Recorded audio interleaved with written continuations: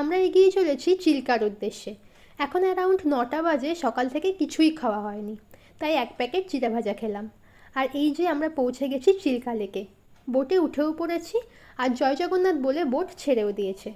ভারতের পূর্ব উপকূলের মোট 3টে জেলা জুড়ে 1165 বর্গ কিলোমিটারের বিশাল এই চিল্কা হলো ভারত তথা এশিয়ার বৃহত্তম এবং বিশ্বের দ্বিতীয় বৃহত্তম ব্র্যাকিশ ওয়াটার লাগুন। এই পাখিগুলো হচ্ছে সিগাল। এটা না পরিযায়ী পাখি, শীতের মাসগুলিতে বিশেষভাবে দেখা যায়। চিল্কা হ্রদ পরিযায়ী পাখিদের জন্য একটি প্রধান আকর্ষণ। সাথে আছে বিরল ও বিপন্ন প্রজাতির ইরাওয়ারি ডলফিন। 2024-25 সালে চিল্কা হ্রদে 188টি ইরাওয়ারি ডলফিন রেকর্ড করা হয়েছিল। এরা কিন্তু আমাদের একদম নিরাশ করেনি, বহুবার করে দেখা দিয়েছে। চিল্কাতে মোট 64টা আইল্যান্ড আছে, আর এখন আমরা যাচ্ছি এরই একটাতে, রাজহংস আইল্যান্ড। বোট থেকে নেমে ঝাউবনের মাঝ দিয়ে 3-4 মিনিট হেঁটে চলে এলাম রাজহংস আইল্যান্ডে।